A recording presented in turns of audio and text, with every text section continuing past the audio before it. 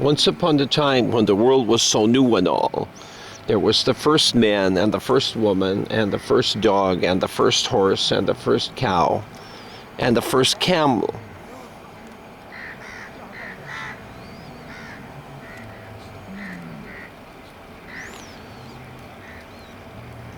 And the animals were working for man, except the camel wouldn't work for man.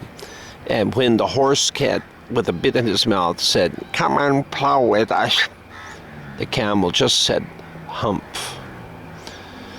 And when the cow said, "Come and grind corn with us," the camel just said, "Humph."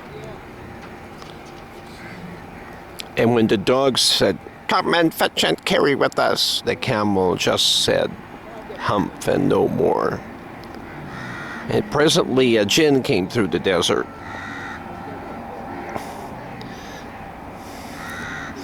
And when the jinn said, "How are things going?" and the camel, the cow said, that howling thing out in the desert that you have, he won't grind corn. And the horse said, "He won't plow." And the dog said, "And he won't fetch and carry." And the jinn said, "Does he say anything?" And the three said, "No, he just says humph and no more." So the jinn went out to see the camel. And the camel was sitting there looking at himself in the water, very proud of his appearance, and as it turns out, not very justly proud. And so the jinn said, "What's this I hear about you not working?" And the camel said, "Humph." And the jinn said, "You need to work." There, how are you? Yeah. Yeah. Yeah. Oh, yes. Very itchy mouth, huh? Itchy mouth. Itchy teeth.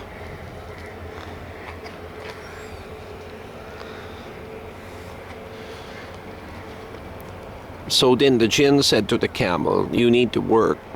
You've done no work, and that makes extra work for the others."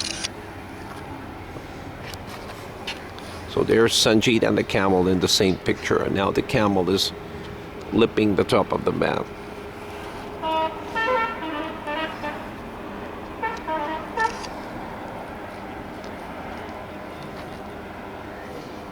So, how are you, camel? Oh, yeah.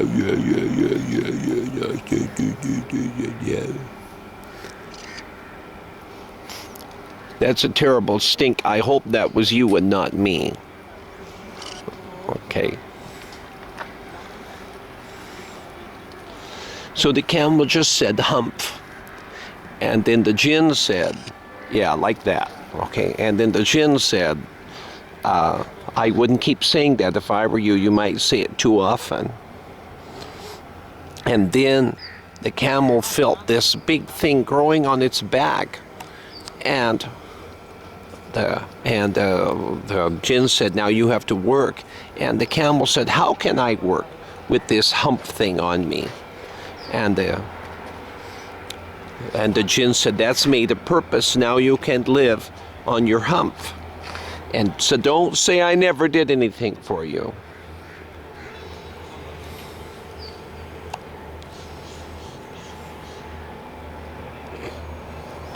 So that's why camels have humps now.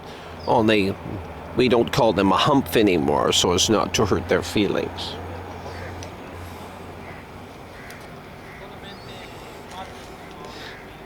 But the camels still, they work very hard in the desert, but then they make up for it by sleeping around. Just look at how hungry these camels are. And just think about Rebecca after the camels had not had any food or water for a week. And then she was willing to feed 10 camels and water 10 camels who had not been near water for a week going across the desert. That's a hospitable girl. So, and that's why, of course, Eliezer chose her to be the wife of Isaac. Only problem is, of course, Rebecca was very nice then, but years down the road, when Isaac was old and blind and bedfast, she was taking advantage of him. And so that's something that we guys who are single think about and give us pause when we think about the possibility of marrying somebody younger than ourselves. There's another man, though, Brother Van Rosa, whose wife was 6 years younger, and when he got sick, he told me, whoever you marry, make sure she's at least 6 years younger than you are. So anyway, this was nice. Abdul the Cool, used camel salesman, is offering a special.